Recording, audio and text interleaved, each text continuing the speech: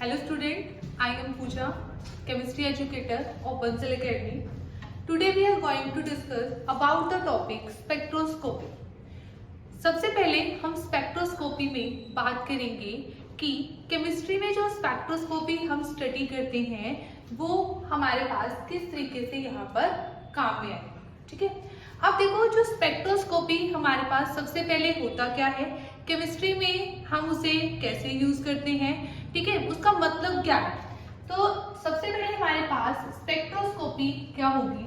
Spectroscopy it is the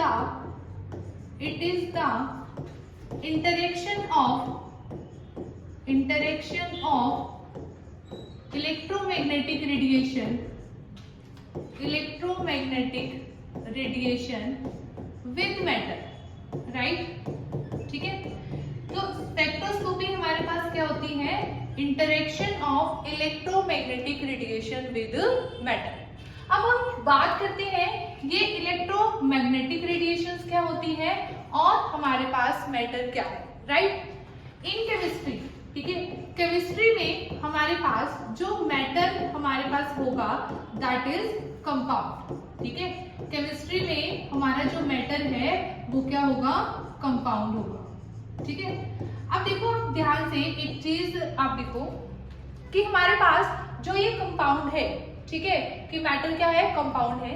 अब देखो जैसे कोई भी हमारे पास सिंथेसिस होती है, कोई भी रिसर्च होती है और आप सपोज करो आपने किसी कंपाउंड की, न्यू कंपाउंड की सिंथेसिस की, तो ऐसा तो नहीं होता कि सिर्फ हमने कंपाउंड की सिंथेसिस कर ली और उसके बाद ठीक है हमारा काम खत्म हो गया, नहीं। ठीक है, उसके बाद हम चाहते हैं कि उसकी प्रॉपर्टीज लाइक उसकी बॉन्ड लेंथ क्या है, उसमें कौन कौन से फंक्शनल ग्रुप प्रेजेंट है, हम इन सभी चीजों को वहां पर आइडेंटिफाई करना चाहते हैं। ठीक है, हमें वो आइडेंटिफाई करने होते हैं, तो वहां पर हेल्प करती है स्पेक्ट्रोस्कोपी। ठीक है, अब देखो जो स्पेक्ट्रोस्कोपी हमारे पास है, ठीक है, वो क्या होगी, अगर हमें फंक्शनल ग्रुप डिटेक्ट करना है, वहां पे आइडेंटिफाई करना है, तो उसके लिए डिफरेंट स्पेक्ट्रोस्कोपी हम स्टडी करते हैं। अगर हमें बॉन्ड लेंथ फाइंड आउट करनी है तो उसके लिए डिफरेंट स्पेक्ट्रोस्कोपी का यूज होता है। ठीक है, तो हम यहाँ पे क्या करेंगे, तो इलेक्ट्रोमैग्नेटिक रेडिएशन मतलब जिस टाइप की हम फॉल डाउन करवाएंगे उसी टाइप से हमें क्या मिलेंगे, रिजल्ट मिलेंगे। देखो वो कैसे, अभी हम इस चीज को डिटेल में डिस्कस करेंगे, हमें कैसे रिजल्ट मिलते हैं, राइट। तो आप देखो जैसे ना फॉर एग्जांपल मैं अभी आपको एक दो एग्जांपल बता रही हूँ कि जैसे हम आईआर स्पेक्ट्रोस्कोपी करते हैं। ठीक है, आईआर स्पेक्ट्रोस्कोपी में, ठीक है, आईआर स्पेक्ट्रोस्कोपी में हम स्टडी करते हैं अबाउट द फंक्शनल ग्रुप्स। हमें ये पता चल जाता है कि कौन सा फंक्शनल ग्रुप है ना। उसके लिए आपने देखा होगा कि अलग अलग स्ट्रेचिंग फ्रीक्वेंसी आती है कि कार्बोनिल कंपाउंड में कीटोन के लिए क्या स्ट्रेचिंग फ्रीक्वेंसी है, एल्डिहाइड के लिए क्या स्ट्रेचिंग फ्रीक्वेंसी है। ठीक है, सभी के लिए स्ट्रेचिंग फ्रीक्वेंसीज अलग अलग होती है और हमें उसी फ्रीक्वेंसी पर पीक ऑब्जर्व हो जाती है जिसकी हेल्प से हम आइडेंटिफाई कर पाते हैं फंक्शनल ग्रुप को, राइट, फंक्शनल ग्रुप। ठीक है, अब ऐसे ही अगर हमें, पर आज की क्लास में हम बात करेंगे फिजिकल स्पेक्ट्रोस्कोपी की, और फिजिकल स्पेक्ट्रोस्कोपी की हेल्प से हम क्या करते हैं, जैसे कि बॉन्ड लेंथ हमें फाइंड आउट करनी है। ठीक है, फिजिकल स्पेक्ट्रोस्कोपी की हेल्प से हम स्टडी करेंगे जैसे कि बॉन्ड लेंथ क्या है, बॉन्ड एंगल क्या है। ठीक है, bond length and bond angle, right. ठीक है, अब हमारे पास फिजिकल स्पेक्ट्रोस्कोपी में जो हमारे पास टॉपिक आते हैं, फिजिकल स्पेक्ट्रोस्कोपी में कौन कौन सी स्पेक्ट्रोस्कोपी आएगी हमारे पास, one is rotational spectroscopy, second vibrational spectroscopy, third Raman spectroscopy and last is rotational vibrational. ठीक है, रोटेशनल वाइब्रेशनल मतलब जब कंबाइन हो जाता है, ठीक है, रोटेशनल वाइब्रेशनल स्पेक्ट्रोस्कोपी, राइट। ठीक है, तो ये हमारे पास क्या होंगी, ठीक है, फिजिकल केमिस्ट्री में ये हमारे पास डिफरेंट क्या होंगी स्पेक्ट्रोस्कोपी हम डिस्कस करेंगे, राइट।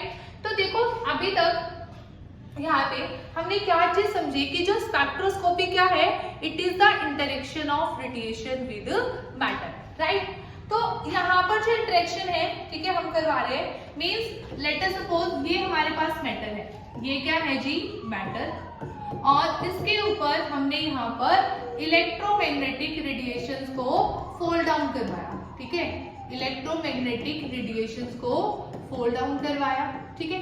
और फिर हमें क्या मिल जाता है यहाँ पर, हमें यहाँ पर कोई भी जैसे स्पेक्ट्रा हमें ऑब्टेन होगा, यहाँ पे एक स्क्रीन लगा देते हैं, ठीक है। स्क्रीन के ऊपर सपोज करो ये स्क्रीन है और इसके ऊपर आपको एक पैटर्न ऑब्जर्व होगा, ठीक है।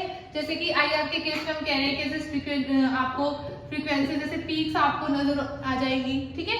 तो मतलब इस तरीके से हमें स्क्रीन पर जो ऑब्जर्व होगा उसके कॉरेस्पॉन्डिंग हम क्या कर लेते हैं, अपने रिजल्ट को प्रिडिक्ट कर लेते हैं, राइट, ठीक है। तो हमारे पास स्पेक्ट्रोस्कोपी में हमने क्या करना है, हमने कंपाउंड लेना है जिसकी भी हमने सिंथेसिस की है। अब सपोज करो हमें फंक्शनल ग्रुप क्या करना है, वहां पे आइडेंटिफाई करना है, तो हम क्या करेंगे, हम उसके लिए आईआर स्पेक्ट्रोस्कोपी हमें चाहिए। आईआर स्पेक्ट्रोस्कोपी का मतलब है कि हमें जो उस मैटर है, जो हमारा कंपाउंड है, उसके ऊपर हमें क्या करनी पड़ेगी, हमें इंफ्रारेड रेज को वहां पर इंटरेक्ट करवाना पड़ेगा, ठीक है।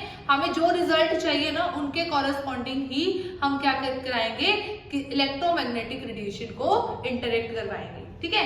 क्योंकि देखो जो इलेक्ट्रोमैग्नेटिक रेडिएशन होती है, ऐसा तो है नहीं वो एक होती है ना।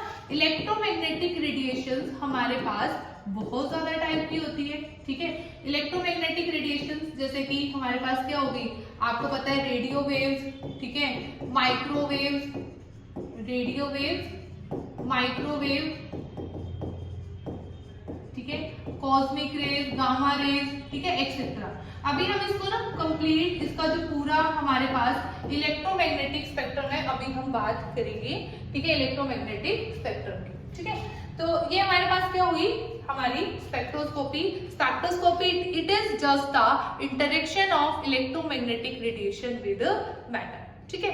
अब अगर हम बात करें कि जो इलेक्ट्रोमैग्नेटिक रेडिएशन है, ठीक है, उसमें हमने बोल दिया कि इंटरेक्शन हो रहा है, ठीक है, तो ऑब्वियस सी बात है वहां पे कुछ ना कुछ क्या हो रही होंगी, ट्रांजिशंस हो रही होंगी, ठीक है, क्या हो रही होंगी, ट्रांजिशन। तो अब देखो हमारे पास नेक्स्ट हम डिस्कस करते हैं टाइप्स ऑफ एनर्जी लेवल, ठीक है, टाइप्स ऑफ एनर्जी लेवल। क्योंकि जो ये ट्रांजिशन हो रही होंगी वो एनर्जी लेवल्स में तो ये हो रही होंगी ना, ठीक है। तो सबसे पहले हमारे पास क्या होते हैं, electronic energy level, electronic energy level, right. Electronic energy level के अंदर फर्दर हमारे पास क्या होंगे जी, वाइब्रेशनल एनर्जी लेवल, ठीक है। जैसे ये हमारे पास सपोज करो ये आपके पास V0, ये आपके पास क्या है V1, first vibration level. Means एक इलेक्ट्रॉनिक एनर्जी लेवल के अंदर क्या होंगे, बहुत सारे वाइब्रेशनल लेवल्स होंगे। ऐसे ही इसके अंदर आप ऐसे बना सकते हो, ठीक है, यहाँ पे ऐसे रिप्रेजेंट कर लो इसको, ये V1 ऐसे डैश बना लो, ठीक है इसको। तो इलेक्ट्रॉनिक एनर्जी लेवल, फिर उसके अंदर फर्दर क्या होते हैं, वाइब्रेशनल एनर्जी लेवल, और उसके अंदर फर्दर हमारे पास क्या होते हैं जी, हमारे पास होते हैं रोटेशनल एनर्जी लेवल, ठीक है। तो यहाँ पर ये क्या हो गया, रोटेशनल एनर्जी लेवल, यहाँ पर ये 0, 1, फिर ऐसे 2, ठीक है। इस तरीके से ये फर्दर हमारे पास क्या होंगे, रोटेशनल एनर्जी लेवल्स। ऐसे ही इसके अंदर भी क्या हो जाएंगे, रोटेशनल एनर्जी लेवल्स, राइट, ठीक है।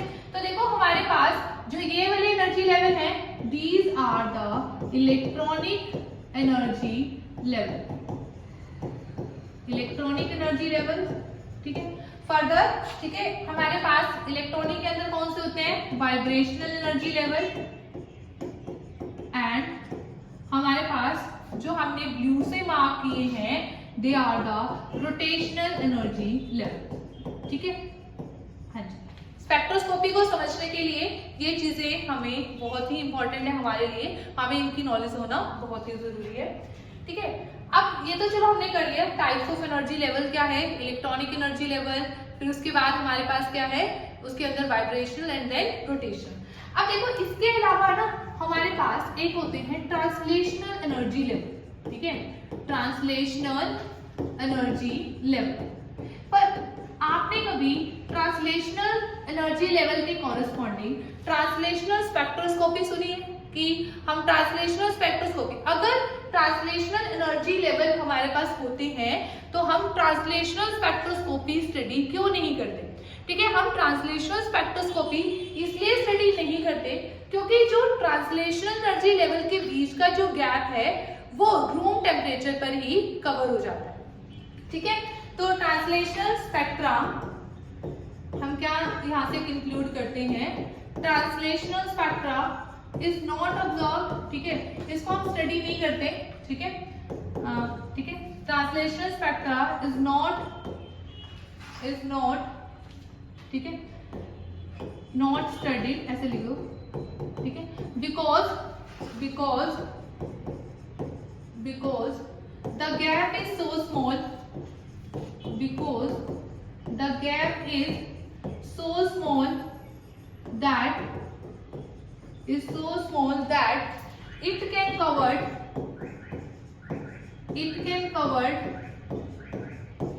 ठीक है, it can cover at room temperature, ठीक है। इसे हम रूम टेम्परेचर पर भी क्या कर सकते हैं, कवर कर सकते हैं, ठीक है। तो वो हमारे पास क्या हो जाएगा, ट्रांसलेशनल स्पेक्ट्रा हम कभी भी स्टडी नहीं करते, ठीक है।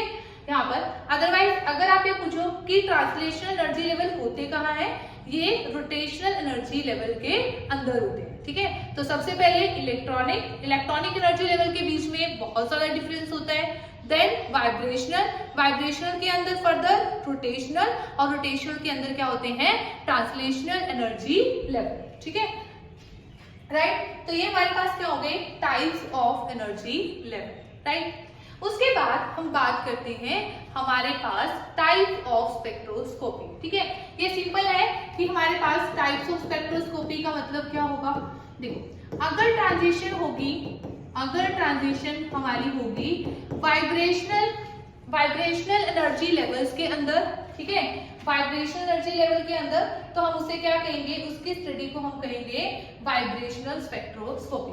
मींस हमने ये अज्यूम कर लिया कि इस तरीके से कि एक वाइब्रेशनल एनर्जी लेवल से यहाँ पे से ट्रांजिशन हो रही है, V1 से सपोज करो हमारे पास आगे जो V2 होगा उसमें होगी, ठीक है। यहाँ पे मैंने V2 यहाँ पे ड्रॉ नहीं किया है, ठीक है, तो इसलिए यहाँ पर इस तरीके से लिख लो इसको, ठीक है, मतलब जैसे कि V0 से V1 में, ठीक है। अगर यहाँ पे कोई दूसरा एनर्जी लेवल भी होता इसी के अंदर मैं बनाती, ऐसे नहीं सोचना कि ये वाला नाम आपने बनाया तो वही यहाँ पर, ठीक है, नहीं, ठीक है, बिकॉज ये तो हमारे पास क्या है, ये next electronic energy level start हो गया है, ठीक है। तो यहाँ पे जब वाइब्रेशन लेवल्स के अंदर क्या होगी, ट्रांजिशन होगी, तो हमें कौन सी स्पेक्ट्रोस्कोपी ऑब्टेन होगी, वाइब्रेशनल स्पेक्ट्रोस्कोपी। अगर ट्रांजिशन होगी किसके बीच में, अगर ट्रांजिशन हमारी होगी इन रोटेशनल स्पेक्ट्रोस्कोपी, ऐसे ये वाली ट्रांजिशन, ठीक है, तो ये हम किसमें स्टडी करेंगे, रोटेशनल स्पेक्ट्रोस्कोपी, राइट, ठीक है। तो आपके पास जो सी भी रेडिएशन हम यहाँ पर यूज करते हैं उसी के कॉरेस्पॉन्डिंग वो क्या हो जाती है जी, स्पेक्ट्रोस्कोपी, राइट, ठीक है। उसके बाद अब हम बात करते हैं इलेक्ट्रोमैग्नेटिक रेडिएशंस की, इलेक्ट्रोमैग्नेटिक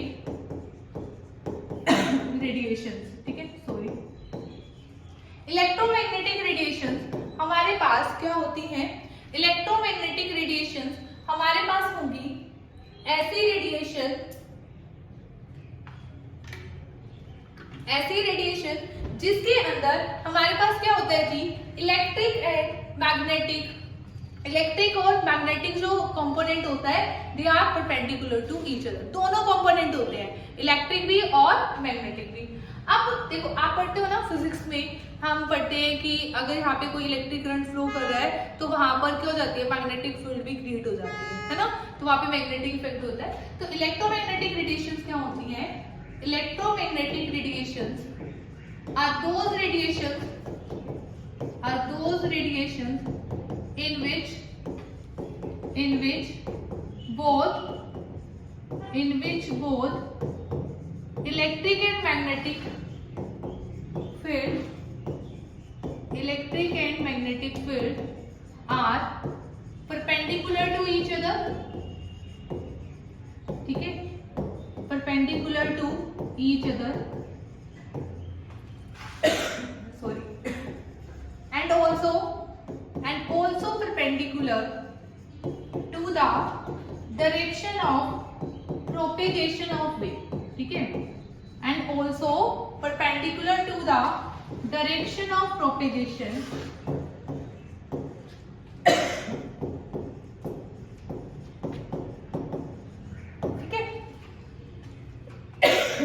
सॉरी, ठीक है। यहाँ पर देखो इसका मतलब क्या है, इसका मतलब ये है कि अगर हम ऐसे रिप्रेजेंट करें किसी वेव को, ठीक है, ये हमारे पास एक्स एक्सिस, ये हमारे पास वाई और ये हमारे पास जेड, हमने ऐसे मान दिया, ठीक है। तो अगर है ना हमारे पास ये हमारे पास क्या है, ठीक है, इसके कॉरेस्पॉन्डिंग हमारे पास है यहाँ पे वेव मूव कर रही है। सपोज करो ये है जी डायरेक्शन ऑफ प्रोपेगेशन, ठीक है।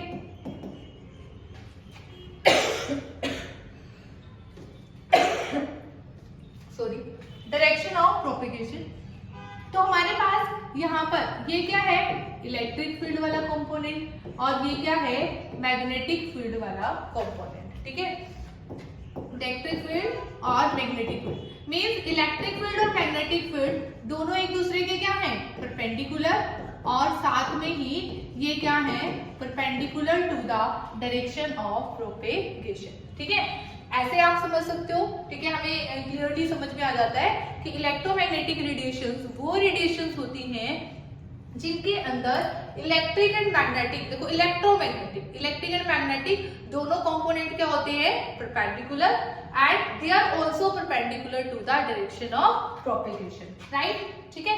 आप इसको ना इस तरीके से भी रिप्रेजेंट कर सकते हो कि जैसे हमारे पास ये हमने ऐसे बनाया, ठीक है, ठीक है, समटाइम इसको ऐसे हम ड्रॉ करते हैं। सपोज करो ये आपके पास क्या है, इलेक्ट्रिक कंपोनेंट है, ये आपके पास क्या है, इलेक्ट्रिक कंपोनेंट है जो ब्लैक से हमने ड्रॉ किया है, ठीक है। अगर हमें क्या बनाना पड़े, मैग्नेटिक, तो वो उसके परपेंडिकुलर कुछ ऐसे होगा, ठीक है, कुछ वो इस तरीके से होगा, मतलब इसके परपेंडिकुलर, ठीक है। यहाँ पर इसमें ना लिटिल बिट फिर भी आपको थोड़ी कंफ्यूजन हो सकती है, बट इसकी हेल्प से इसलिए हमने इसको ऐसे ड्रॉ किया है कि मतलब इलेक्ट्रोमैग्नेटिक रेडिएशन वो है जिनमें ये दोनों परपेंडिकुलर होंगे और साथ में ये डायरेक्शन ऑफ प्रोपेगेशन के भी क्या होगा, परपेंडिकुलर होगा, राइट, ठीक है। तो उसके बाद हमारे पास नेक्स्ट आती है types of electromagnetic radiations, and यहाँ पर हमारे पास, ठीक है, पहले टाइप्स ऑफ इलेक्ट्रोमैग्नेटिक रेडिएशन पढ़ने से पहले हम यहाँ पर कुछ टर्म्स पढ़ लेते हैं, ठीक है, द टर्म्स, ठीक है, which are related to the electromagnetic radiation, ठीक है। Some terms, some general terms related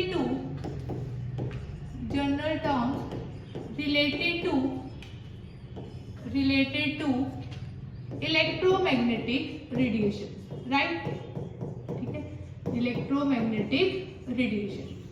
अब देखो जो हमारे पास फर्स्ट टर्म है दैट इज वेवलेंथ, वेवलेंथ।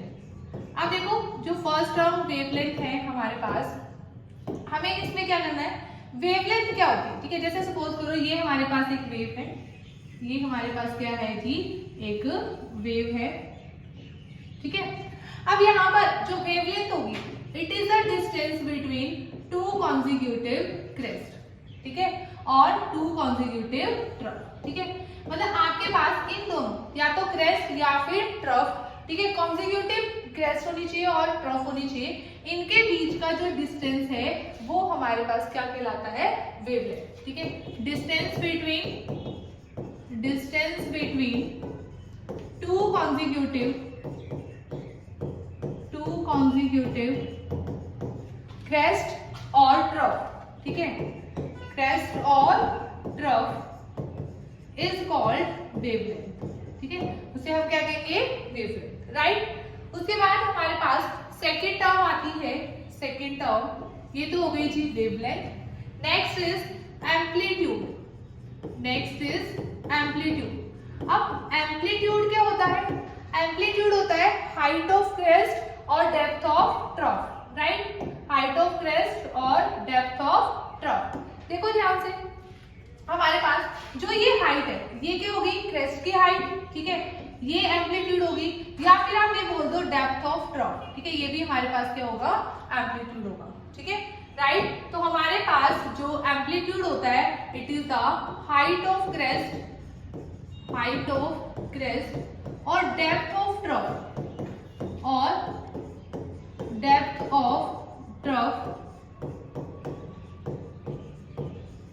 ठीक है, इज नोन एज एम्पलीट्यूड, उसे हम क्या कहेंगे, एम्पलीट्यूड कहेंगे, ठीक है। उसके बाद हमारे पास थर्ड टर्म क्या आ जाती है, थर्ड टर्म हमारे हमारे पास आती है जी frequency. Third term is frequency. ठीक है, फ्रीक्वेंसी को न्यू से रिप्रेजेंट करते हैं। ठीक है, अब फ्रीक्वेंसी क्या होती है? फ्रीक्वेंसी होती है कि number of waves passing through one point in 1 second. कि हमें ना एक पॉइंट फिक्स कर लेना है, सिंपल सी चीज, और एक पॉइंट के थ्रू 1 सेकेंड में जितनी वेव्स पास होती हैं उसे हम क्या कहते हैं? फ्रीक्वेंसी। ठीक है, frequency is the number of waves passing through one point. Number of waves passing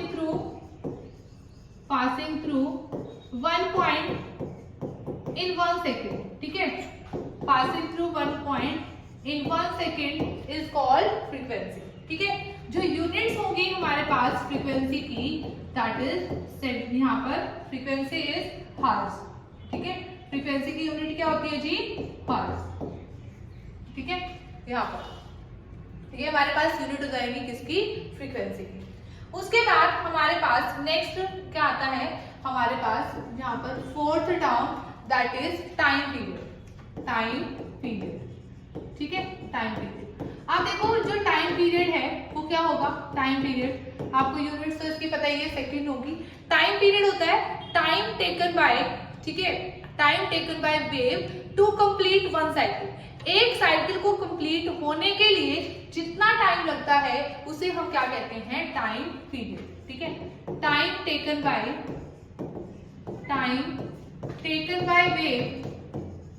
wave to complete one cycle. To complete one cycle is called time period. ठीक है, अब देखो एक साइकिल का मतलब क्या है? एक साइकिल का मतलब क्या है? ठीक है, जैसे सपोज करो ये हमारे पास वेव है, यहाँ पर एक साइकिल का मतलब ये होगा यहाँ से लेके यहाँ तक। ठीक है, देखो यहाँ से लेके यहाँ तक। ठीक है, ऐसे एक क्रेस्ट आ गई और एक ड्रॉप, तो दिस इज वन साइकिल। यहाँ से लेके यहाँ तक एक साइकिल है, तो इसके लिए जितना टाइम लगता है वो क्या कहलाता है? Time period. ठीक है, और यूनिट्स क्या होंगी जी टाइम पीरियड की? यूनिट्स हमारे पास होंगी सेकेंड। यूनिट्स क्या होंगी? सेकेंड।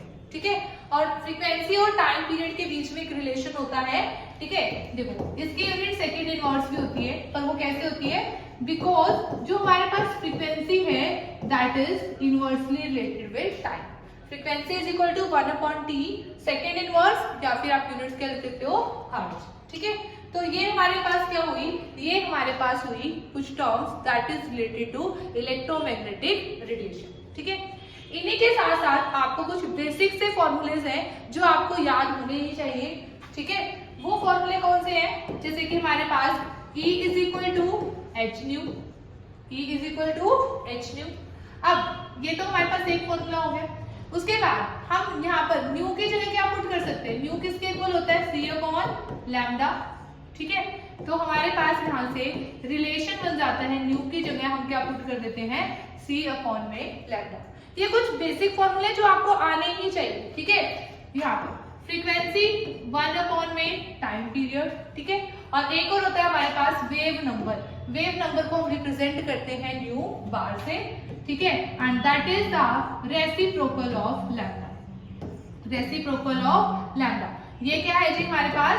Wave number. ठीक है, वेव नंबर। हम जो स्पेक्ट्रोस्कोपी स्टडी करेंगे ना, वहां पे हम वेव नंबर की फॉर्म में वहां पर स्टडी करते हैं। तो वेव नंबर क्या है? Reciprocal of wavelength. ठीक है, और इसकी जो यूनिट्स होती है वेव नंबर की, that is centimetre inverse. Right? ठीक है, तो ये फॉर्मूलाज है, कुछ बेसिक फॉर्मूलाज जो हमें आने चाहिए स्पेक्ट्रोस्कोपी को स्टडी करने के लिए। ठीक है, अब next is electromagnetic spectrum, and electromagnetic spectrum is very very important. ठीक है, यहाँ से एग्जाम में, ठीक है, एक बार क्या होता है नेट के एग्जाम में यहीं से क्वेश्चन था डायरेक्ट। आपको वो प्रॉपर टेबल लर्न होनी चाहिए कि किस रेडिएशन की फ्रीक्वेंसी ज्यादा होगी। ठीक है, आपको पूरा पैटर्न उसका पता होना चाहिए।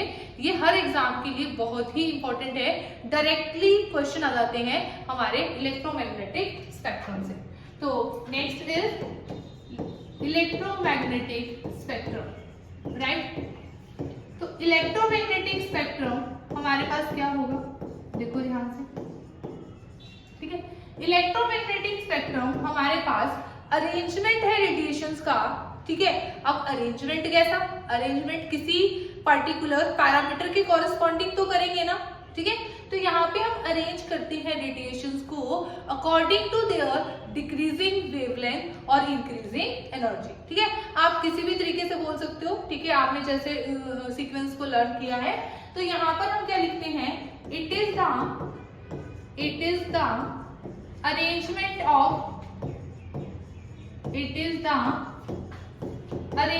Of electromagnetic radiation. It is the arrangement of electromagnetic radiations, ठीक है, either according to their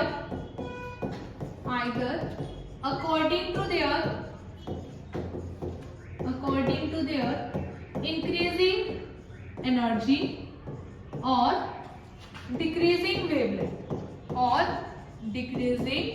wavelength is called electromagnetic spectrum, ठीक है। या तो आप ये बोल दो इंक्रीजिंग एनर्जी या ये बोल दो डिक्रीजिंग वेवलेंथ, ठीक है। Because energy and wavelength are inversely related to each other, ठीक है। अभी हमने देखा था E का फॉर्मूला क्या होता था, hc/λ, राइट। ये चीज हो गई।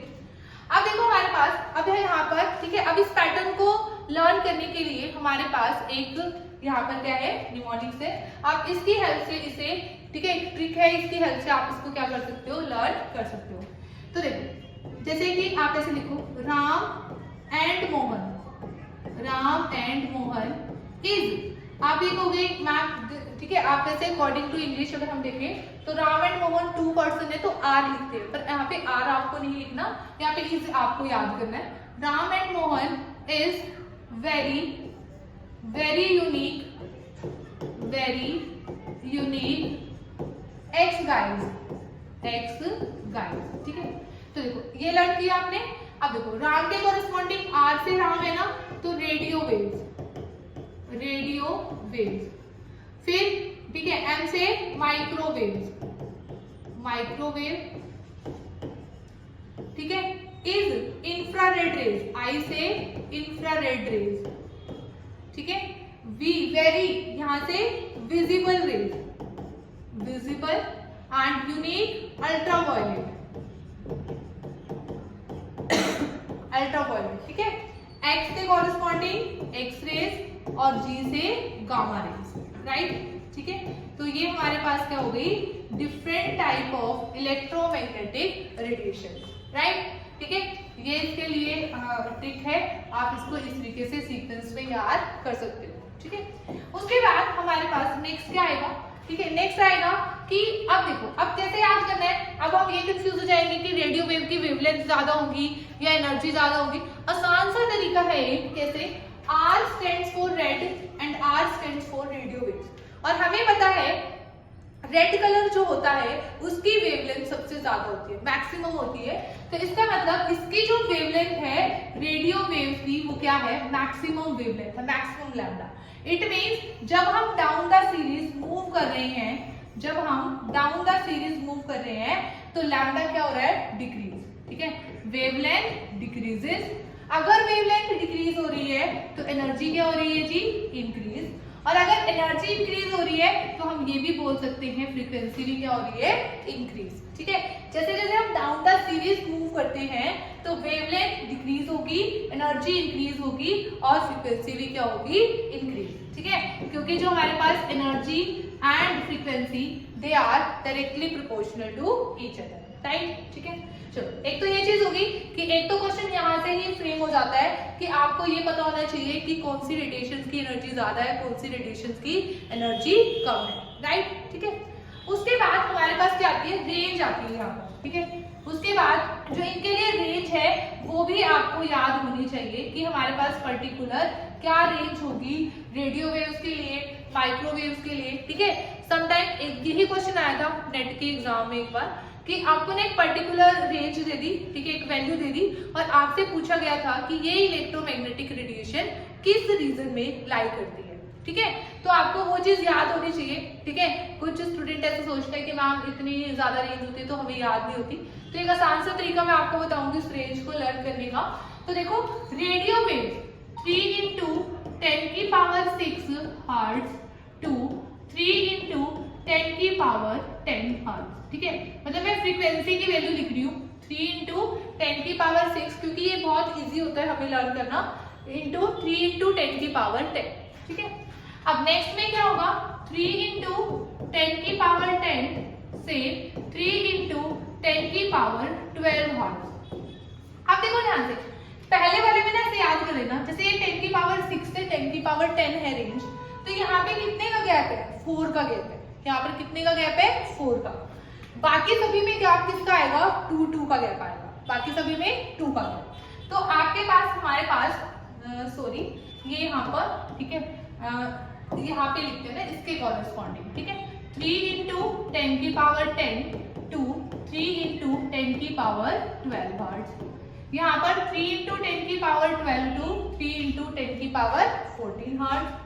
उसके बाद जो विजिबल और अल्ट्रावायलेट है ना, याद रखना, जैसे आप ऐसा बोलते हो ना यूवी स्पेक्ट्रोस्कोपी, है ना, अल्ट्रावायलेट विजिबल स्पेक्ट्रोस्कोपी, तो इन दोनों के लिए मतलब सेम आएगी। ठीक है, सेम वैल्यू है यहाँ पर, 3 इंटू 10 की पावर 14 टू 3 इंटू 10 की पावर 16 हर्ट्ज, राइट। ठीक है, उसके बाद जो एक्सरे है, जो एक्स रेज है, इसके लिए फ्रीक्वेंसी क्या होती है, 3 इंटू 10 की पावर 16 टू 3 इंटू 10 की पावर 18, राइट। और गामा रेज होती है, इनकी एनर्जी बहुत ही हाई होती है, 3 इंटू 10 की पावर 18 टू 3 इंटू 10 की पावर 20। ठीक है, ये हमने फ्रीक्वेंसी की रेंज लिखी है, ये हमने फ्रीक्वेंसी लिखी है, हर्ट्ज लिखा है ना हमने। ठीक है, तो आप इसको कॉरेस्पॉन्डिंग वेवलेंथ में भी चेंज कर सकते हो, आप इसे कॉरेस्पॉन्डिंग एनर्जी में भी चेंज कर सकते हो। ठीक है, बट मैंने आपको फ्रीक्वेंसी वाली रेंज इसलिए बताई है क्योंकि ये इजी होता है। ठीक है, ये इजी है हमें लर्न करना।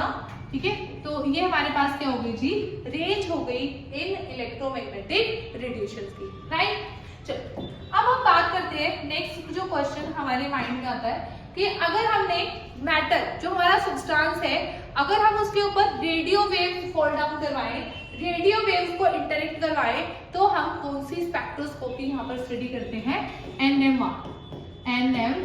अब देखो इसका क्वेश्चन कैसे फ्रेम होता है, क्वेश्चन फ्रेम होगा कि फॉर एग्जांपल, ठीक है, कि जो हमारे पास माइक्रोवेव है, ठीक है, जैसे हमारे पास ऐसे बोल दिया रोटेशनल स्पेक्ट्रोस्कोपी है, वो किस रीजन में फॉल डाउन करती है, NMR स्पेक्ट्रोस्कोपी किस रीजन में फॉल डाउन करती है। ठीक है, तो अगर NMR के लिए पूछा जाए तो आंसर क्या होगा, रेडियो वेव, इस रीजन में। ठीक है, यहाँ पर NMR। अब देखो अगर हम हमारे मैटर को इंटरेक्ट करवा दें माइक्रोवेव के साथ, तो हमें कौन सी स्पेक्ट्रोस्कोपी ऑब्टेन होगी, rotational spectroscopy, rotational spectroscopy, right.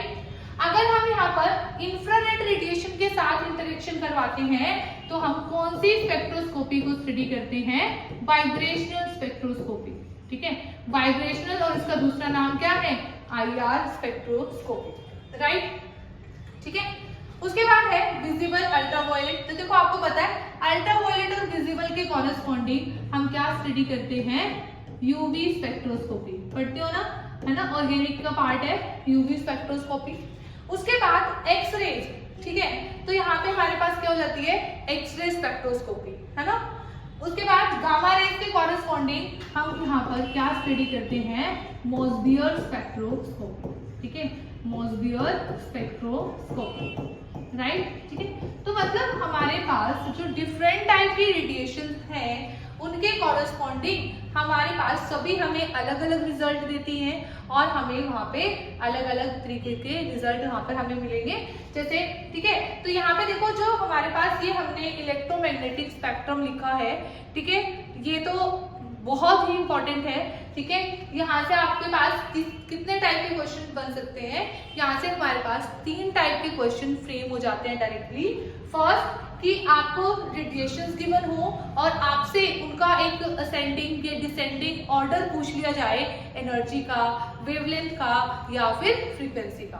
First question ऐसे फ्रेम हो सकता है। सेकंड क्वेश्चन कैसे फ्रेम हो सकता है, आपको एक पर्टिकुलर वैल्यू गिवन हो और आपको बतानी हो कि वो किस रीजन में फॉल डाउन करती है, देन सेकंड क्वेश्चन ये आ जाएगा आपके पास। और थर्ड क्वेश्चन आपका कैसे फ्रेम हो जाता है कि आपके पास जो जैसे कि रोटेशनल स्पेक्ट्रोस्कोपी है वो किस रीजन में फॉल डाउन करती है, यूवी स्पेक्ट्रोस्कोपी किस रीजन में फॉल डाउन करती है, मोसबियर स्पेक्ट्रोस्कोपी किस रीजन में फॉल डाउन करती है। तो मोसबियर के लिए हमारे पास आंसर क्या हो जाएगा, गामा रेज। ठीक है, तो ये हमारे पास हो जाता है इलेक्ट्रोमैग्नेटिक स्पेक्ट्रम। ठीक है, अब हमारे पास क्या आता है, हमारे पास एक चीज रहती है टाइप ऑफ स्पेक्ट्रा, है ना, टाइप ऑफ स्पेक्ट्रा। ठीक है, अब हमारे पास जो स्पेक्ट्रा है वो एमिशन स्पेक्ट्रा भी हो सकता है और एब्जॉर्प्शन स्पेक्ट्रा भी हो सकता है। ठीक है, absorption spectra and emission spectra, absorption spectra and emission spectra, right. ठीक है, अब देखो क्या डिफरेंस है इस दोनों में, एब्जॉर्प्शन एंड एमिशन, आपको कई जगह डाउट्स मिलती हैं। तो एब्जॉर्प्शन स्पेक्ट्रा और एमिशन स्पेक्ट्रा सिंपल सी चीज है, अगर हम, ठीक है, एब्जॉर्ब्ड लाइट की फ्रीक्वेंसी को कैलकुलेट करते हैं, उसके कॉरेस्पॉन्डिंग हम ट्रांजिशंस को स्टडी करते हैं, तो उसे हम क्या कहेंगे, एब्जॉर्प्शन स्पेक्ट्रा। अब देखो अगर आप जो एमिटेड लाइट होती है उसके कॉरेस्पॉन्डिंग स्टडी करते हो तो उसे क्या बोलेंगे, एमिशन स्पेक्ट्रा।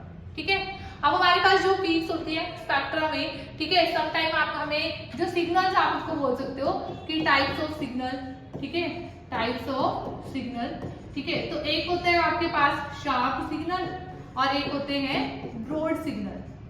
ठीक है, देखो शार्प सिग्नल का मतलब क्या होता है कि हमें ना इस तरीके से, जैसे सपोज करो ऐसे आपको, ठीक है, इस तरीके से एक शार्प, आपको एक पर्टिकुलर फ्रीक्वेंसी का पता होगा, इसे हम क्या कहेंगे, शार्प सिग्नल।